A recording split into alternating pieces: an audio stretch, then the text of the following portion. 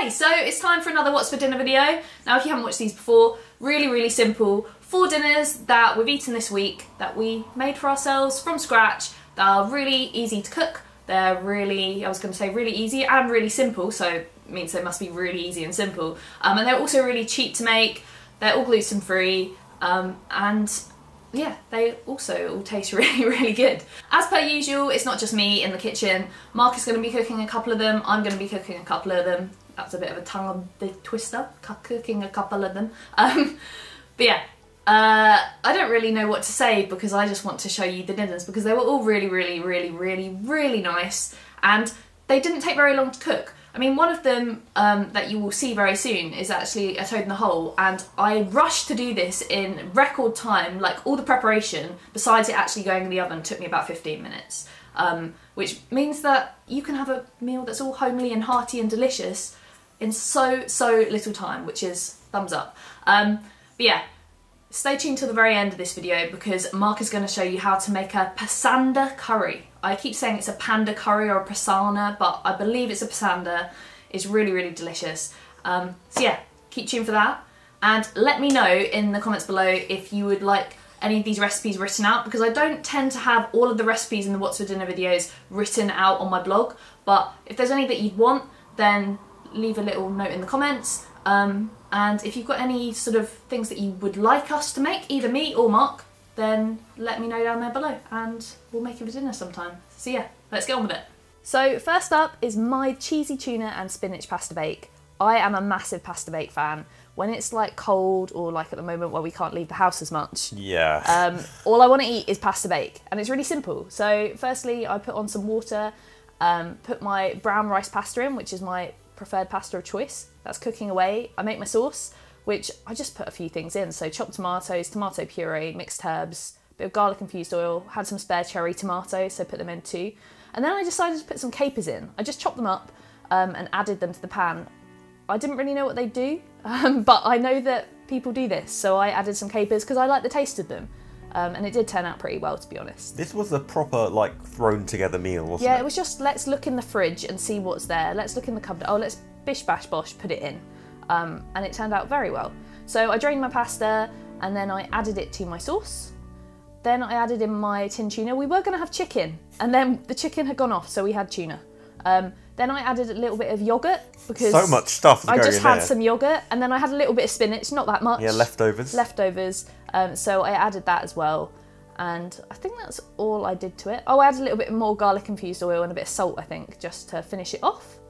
And then I just put it all into an oven-proof dish because I'm going to bake it, obviously. It's not just pasta, it's a pasta bake. I would have eaten it like that, yeah, to be fair. We've had dinners like this all the time and then just put a bit of cheese on at the end, but we wanted to put cheese on and then bake it in the oven.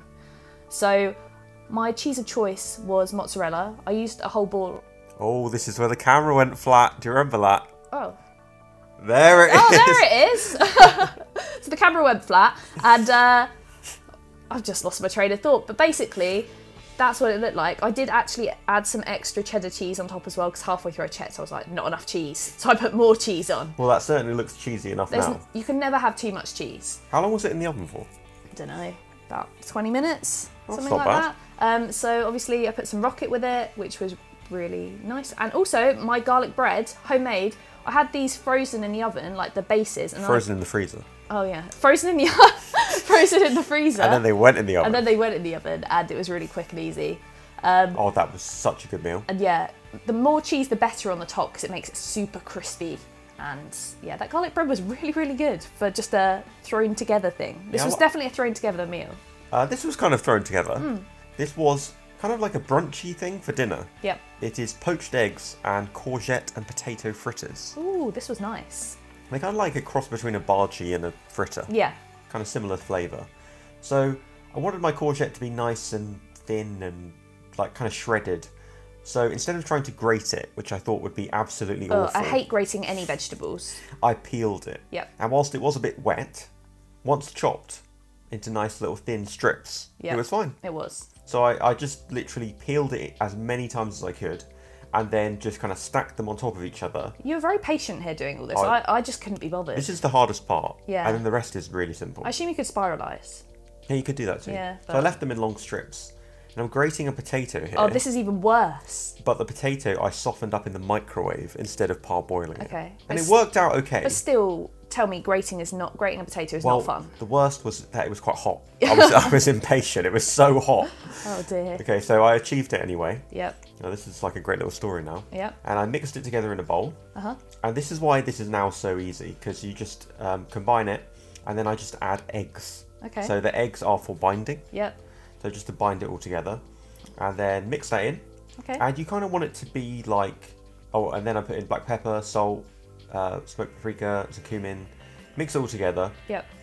And I'm aiming for a consistency that you can kind of mould. You don't want it to be wet and sloppy. Okay. Which it always is a bit. So you add a little bit of flour? So the flour kind of thickens it all up. Okay. Brings it all together, helps to bind it a little bit. Was this just completely made up?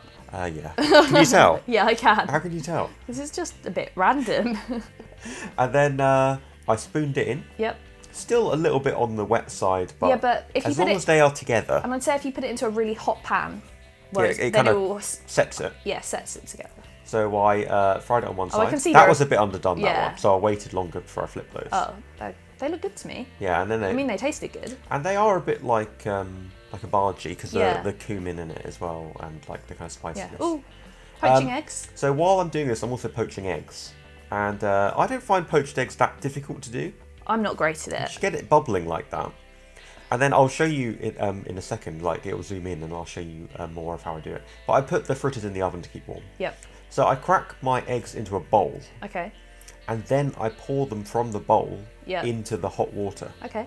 Because that way you don't plop them in. Yeah. They just kind of gently slide in and they stay together. Yeah, that's my problem. But I don't like all these things that you can buy to do poached eggs. And Like a mould. Yeah, I think they're unnecessary, but then I can't do it otherwise, so I just let you do it. Yeah, no, it's a bit tricky, but putting a bit of vinegar in the water helps as well. Okay. So they had a little bit of time in the oven just to kind of firm up a little bit more Yep. as well. Ooh. And then simply a bit of rocket. Okay.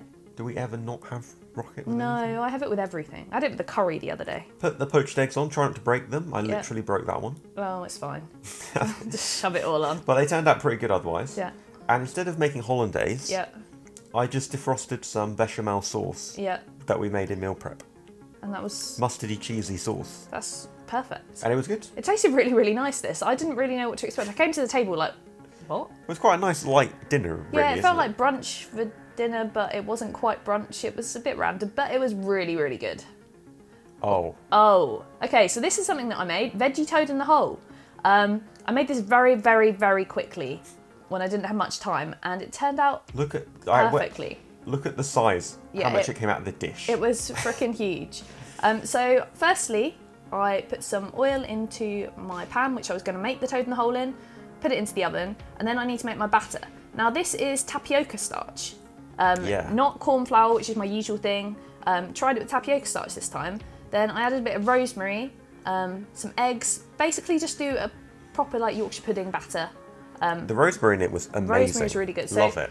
And then just add your milk really gradually, just so that it doesn't like get lumpy and it's just, I don't know, that's how I've always done it. And then pour it into a jug, because then it's easy to do later on. And so whilst your thing is still heating up in the oven, quickly you can peel your potatoes. Well, this is what I did, because I was going to have some mash with it. Oh, you insisted we had some good mash and some good veg. Yes, that's what I wanted. Not too much mash, because sometimes you make normal amount of mash, but then you've got the Yorkshire pudding thing, you don't need it. Yep. So also I wanted some roasted veggies, so I peeled some parsnips, because parsnips are one of my veggies of choice. I'd eat them all year round. Yeah. People only seem to eat them at Christmas. No, parsnips are great. And then some little carrots, which I chopped up as well, so they were kind of similar size to the parsnip, so everything would cook quite evenly. Put some oil on there, and then just shove them in the oven, like coated in the oil. And Quite nice and simple. yeah, really simple. So the oil is really hot now, like really bubbling hot. So I added my veggie sausages, which are the Beyond Meat ones, and then I added my Yorkshire pudding mix. And this has to be done really quickly when it's really hot. And then put it in the oven for, what, 20 minutes or so? 20, 25, I think it was. Then you mashed the potato for Oh me. yeah, I did, didn't I? I put tons of dairy-free spread in there. Yes. Because why not? Yeah. Makes it nice and creamy. And then I think all I added was a bit of salt and mixed herbs. Okay. I love adding mixed herbs to You do, mash. don't you? See, this isn't exactly how I do my mash, but it was freaking awesome. Oh, you put a bit of milk in, don't you? I put a little bit of milk in I just as forgot. Well, I don't... you don't ever want to put too much milk in it. It can make it more lumpy sometimes, I find. Oh, really? Yeah, it can't go through the thing. Look at that. That is ridiculous. That isn't my standard corn flour. That's tapioca starch, which it's just nice to try out different things and see how it works. Look at that. Look at the kind of texture on the outside. It was crispy and beautiful, and it hid the sausages. We only had one of those sausages each, didn't we? Yeah. But they're big sausages. They're chunky. They're chunky, really and they're, oh my god. I was going to say they're meaty, but they're not. They're veggie. They're meaty veggie. Yeah, they're good. So yeah, that was a dream. It was a dream. Then we made some low FODMAP gravy using the Mazel gravy. I was going to say granules, but it's like a powder.